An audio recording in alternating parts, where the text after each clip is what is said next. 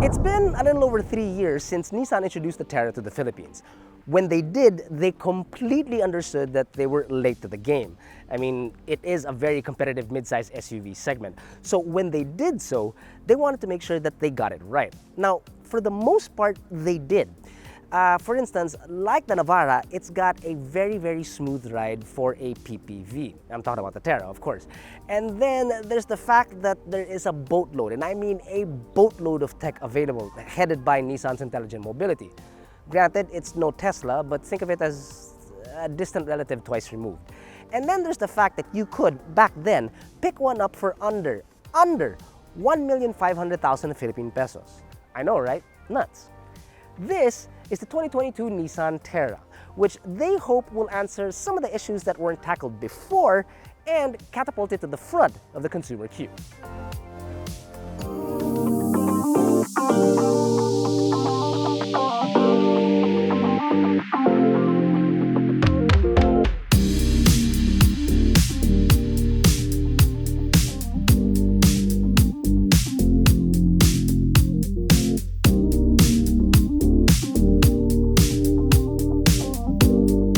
The Terra belongs in a segment that is riddled with juggernauts. You've got, for example, the Fortuner, which has packed on a good amount of tech into a reliable package.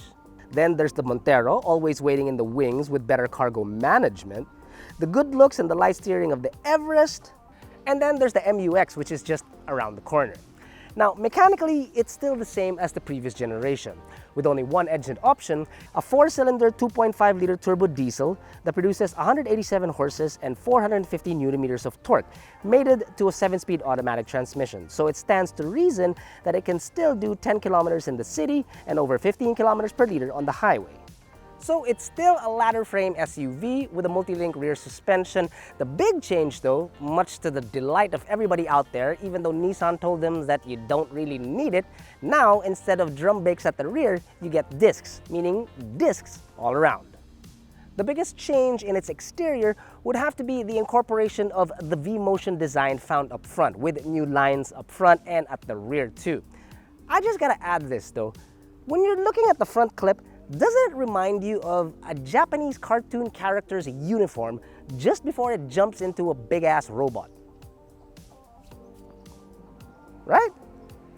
The most dramatic change has got to be the quad LED headlamps, which look like they're winning at every aspect of life because they look great whether you're looking at them head-on or on your rear-view mirror.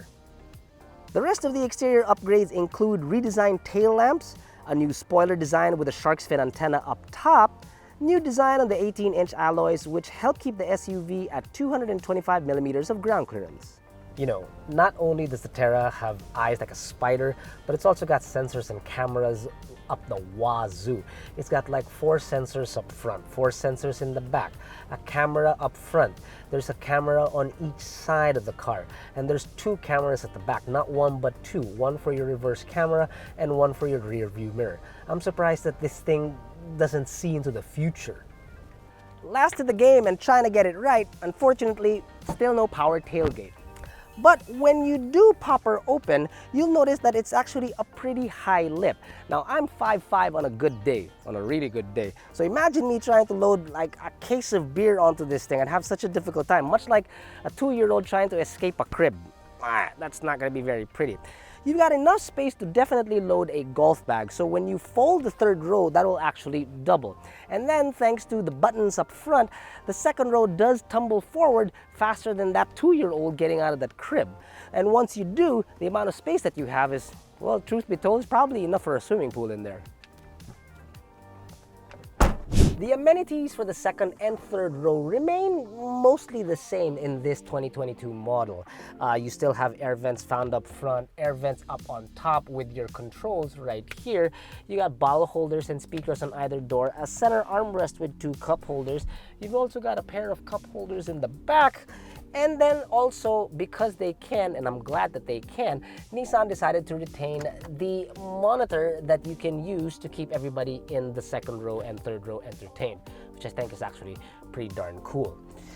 The new addition is that now there is, apart from a USB charging point, there's also a Type-C charging port. While the third row is always going to be better for short trips and smaller adults, it does then maintain that the second row will obviously be spacious because it means that you can adjust it. Yes, it is spacious. In fact, the elbow room in here is definitely enough for 3 adults, no problem. The leg room is actually pretty darn good because, that's because that's my driving position.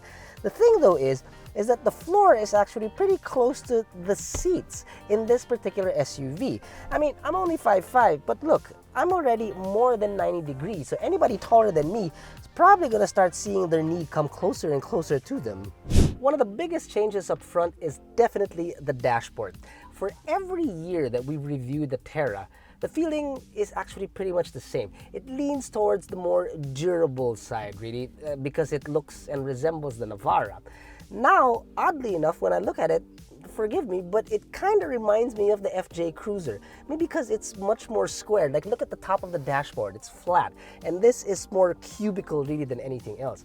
One thing's for certain, that it's definitely a heck of a lot more supple than ever before. That's for sure. But the hits don't just stop there. You've also got a flat bottom steering wheel with a quick steering gear ratio, a 7-inch drive assist display, a shorter shift knob on a newly designed center console, which includes new air controls. So all in all, check this out. You've got a wireless charging pad for your devices. Then you've got a Type-C charging point, not just up front, but at the rear. You've also got an HDMI port at the back for the screen that's available on the roof. Then you've got a 9-inch touchscreen infotainment system that doubles as your 360-degree around view monitor and has wireless Apple CarPlay. To be honest with you, that sounds great, but then some people will think, well, why can't we have a power tailgate at the very least? Think of it this way, if that's the kind of compromise that you have to do to be able to retain all of this, forget the power tailgate and I'd stick with this, man. Did I mention Bose speakers? Yep, Bose speakers. In no small measure, we'd like to thank our fans out there for helping us reach over 300,000 subscribers on our YouTube channel. You guys are crazy good, man. Thank you very, very much. If you do enjoy our videos, do consider liking our videos, which helps us out in the long run to produce even more videos just for you guys.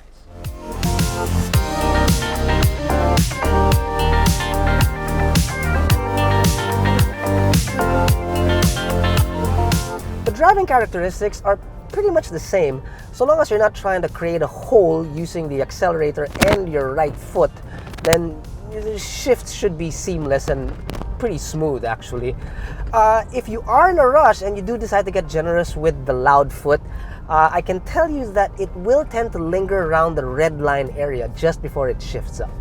What's changed is the gear steering ratio, and that's good on 2 levels. Number 1 is that when you're driving on long drives and whatnot, you have less inputs into the steering wheel to make corrections, which means you're not as fatigued. The second is that the steering wheel feels a little bit heavier. And to be honest with you, when you have such a large automobile and the steering is too light, it kind of feels like a toy. This, well, the response is just right. There are plenty ways to get you comfortable and in your proper driving position thanks to power seats that even have a lumbar support. Unfortunately, the steering is only tilt. There is no telescopic. And you'd kind of expect at least that from something that, well, has so much tech in it. While there are some things that I still would like to change, like for instance, there's the holes on the steering column, they're still there that I noticed from a previous review. And when you look back to the second row, you can actually see the bones of the mechanisms for the chairs as you turn around and look. It's not a deal breaker per se, but it's just that it kind of detracts from the fact that this car is obviously trying to be a premium automobile. Now with that being said, I have to admit that the NVH is actually pretty darn good in here. Road noise, not a problem. Wind noise, not a problem as well. It's not as peaceful as the Belgian Grand Prix. Good God, that was a snooze fest. But it's very comfortable in here. The air conditioning is good. Like I said, the NVH is good. Whether you're a driver or being driven inside this automobile, yeah, it's bound to make you smile from ear to ear. One of the best ways really to test a PPV suspension is to drive it at 60 kilometers per hour down EDSA. that doesn't speak much of our national road, but still, it's a great way to test exactly how bouncy or jarring the ride can be. And I am going at 60 kilometers per hour in a PPV on EDSA. And really, I'm not jiggling, like, I'm not. Look at it, it's not bad.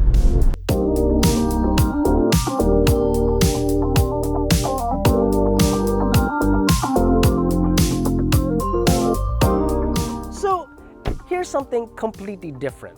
As we review this 2022 Terra, I unfortunately have no idea whatsoever what the price of this particular automobile is. Have no clue.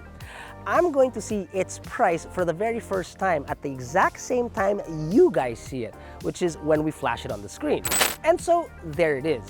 What I'd like to know from you guys, leave a comment if you can, do you think it's affordable, is it expensive, or is it an outright steal? One thing's for certain, regardless of what the price is, so long as it's not more expensive than the market leader, it seems as if that Nissan has moved on from being late to being fashionably late. And it looks like they're dressed to the nines and ready to paint the town red.